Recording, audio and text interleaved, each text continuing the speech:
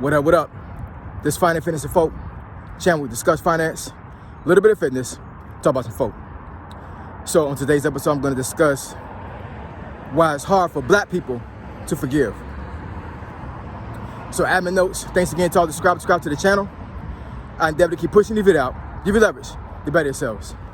Let's get into it. So why do I say that it's hard for black people to forgive? Now, of course, I mean, this is not, necessarily a thing that just black people go through. Like, all races have issues with forgiving because that's human nature. When somebody does us wrong or do us wrong, it's kind of hard for you initially to forgive somebody for that because they violated you. They violated something that you have, you know what I'm saying? Like, there was something that was done to you that just didn't sit right with you, and then you have a hard time with trying to get over that situation, meaning that you're not forgiving for that person at that particular time, right? But, just like the Bible says, you know what I'm saying? Like, you need to forgive people, or the Lord won't see you when you see him, right? So, let me give you about two scenarios, which is true stories, right? And then I'm gonna try to relate this to what the topic is, right? So, first one is a personal experience that I had with this one guy. I'm not gonna say his name. Me and him grew up together in the projects, right? And I always knew that he was like he was a thug. He was one of those guys that ran the streets. You know what I'm saying? I think, if I'm not mistaken, one of his cousins was killed when he was growing up as teenagers. I think his cousin was a little bit younger than him when his cousin got shot and killed. He's like 14, 15 years old, right? He ran the streets, you know what I'm saying? Like, but me and him grew up together. My situation when I was growing up was that, I was raised in the projects in Norfolk, and the way it was set up, right? You know what I'm saying? Like, I literally grew up with these guys since kindergarten. So you're talking about a person that, that grew up with the same people from kindergarten all the way to 12th grade. Now, of course, in that environment, I had a whole lot of my friends that had dropped out of high school by the time it got to that particular grade, right? 19th grade, some of them dropped out. But for the most part, I had seen these people for my whole life. Like, these were folks that I literally grew up with, right? And this guy was one of them. But me and him wasn't all that cool, but I mean, it was one of those things, like, we saw each other, we grew up together, we went to the same schools, you know what I'm saying? So we knew each other, right? But we didn't hang out with each other, right? So,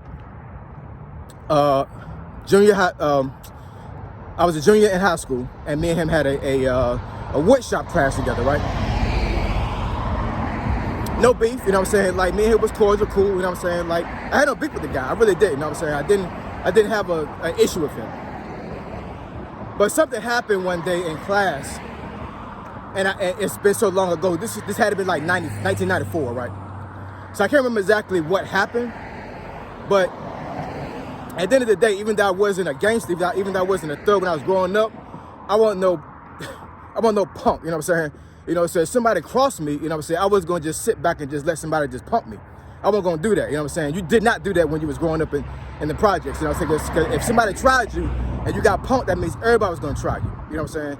So even if I got my butt whipped, you know what I'm saying, at least they knew that I wasn't going to back down like some punk, right? So anyway, something happened, and me and him got into an argument about something. I forget what it was. It probably was something stupid, honestly. I'm pretty sure it was. It wasn't anything that was serious.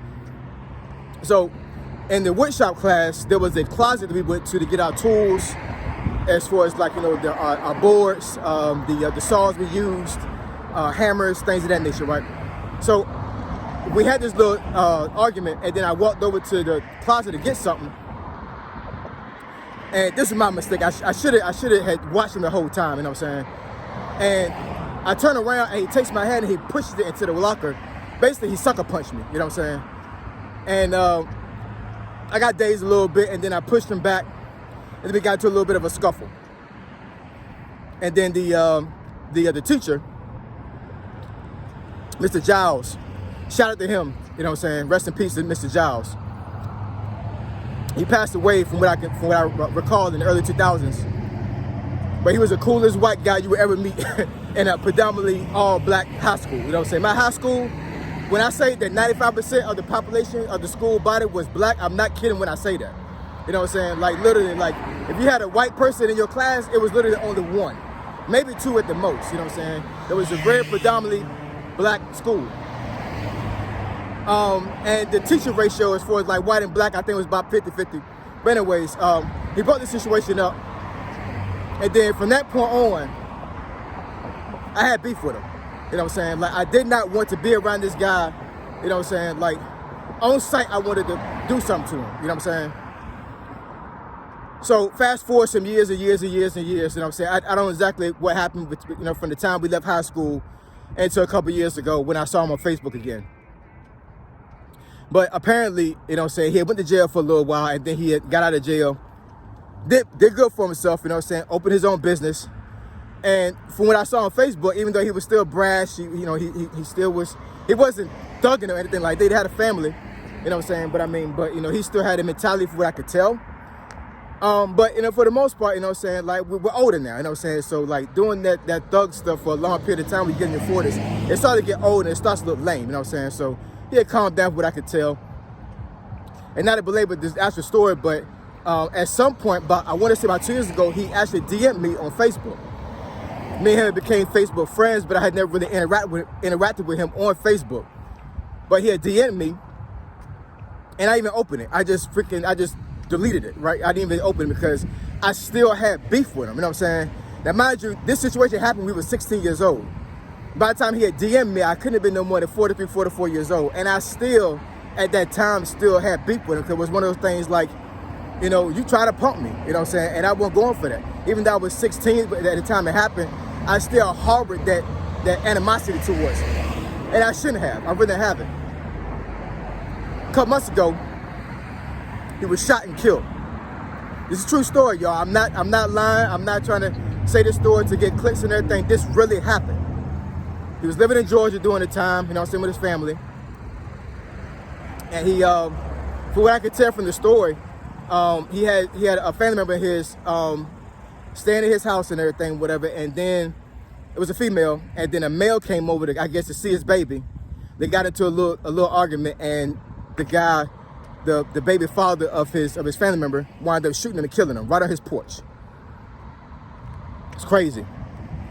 And when I saw that happen, you know what I'm saying, when I saw it happen on Facebook, I didn't see it live. I'm just saying, like, I saw the post that happened. And immediately I felt really, really, really bad because I'm like, because as soon as I saw that happen, I reverted right back in my mind to that time that he DM'd me a couple years ago. Now, I don't know what that DM said, you know what I'm saying? But he could have sent me a DM to make amends to me because he might have remembered what was going on, you know what I'm saying? Or he might have totally forgot about the situation and he was just like, you know what I'm saying, this is a guy that I knew from growing up and everything. I want to get with him. I see you doing good on Facebook and everything. I want to ask him a few questions or whatever and see if, you know what I'm saying, 2 fellow people that was raised in the project could help somebody out, you know what I'm saying? And I ignored them. I didn't respond to it. I didn't even open the DM, you know what I'm saying?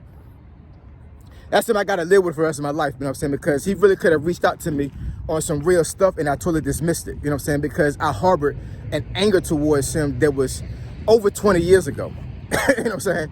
Like, come on now, you know what I'm saying? Like, it wasn't that serious, you know what I'm saying? It really wasn't, but, you know, that's one scenario on my part that I did not forgive somebody in my heart, and it came back and bit me in the butt because now he's gone. I can't even make amends to him anymore, you know what I'm saying? The second scenario I'll give, you know what I'm saying, real quick is, let's go back to the Civil War, right?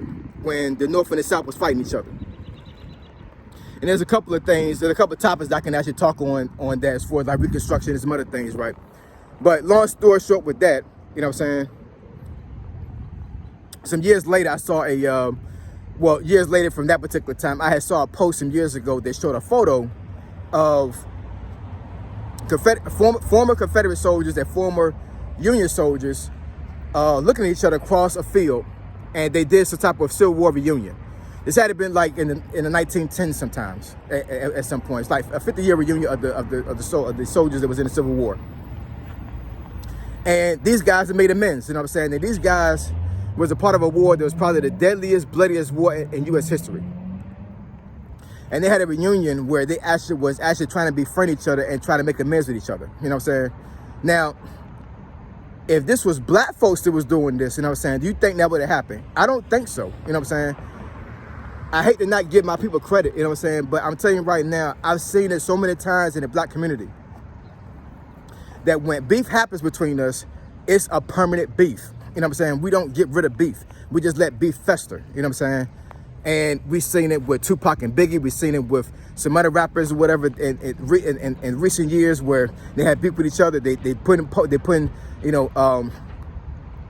crazy posters on social media, and then it gets blown up, and then before you know it, a lot of people wind up being dead over stuff that was stupid, over stuff that did not have any significance. It wasn't serious, none of that. It was just testosterone just being rampant, and it's like, I'm better than you, I don't want you to pump me, so I'm gonna do something to you. You know what I'm saying? And I'm telling you right now, we as a black community need to get in a situation, need to get in the mindset where we forgive people. We really do, you know what I'm saying? Because that's the only way we're gonna be able to build wealth. That's the only way we're gonna be able to get past our shortcomings when it comes to the black community. That's the only way it's gonna happen, you know what I'm saying? It's a crash in the barrel mentality we have, and it's really sad. It really is, you know what I'm saying? I'm embarrassed at myself that I did not answer that DM for this guy that I grew up with in the hood, you know what I'm saying? It's a lot of guys that I wasn't necessarily cool with that reached out to me, and I had responded to him.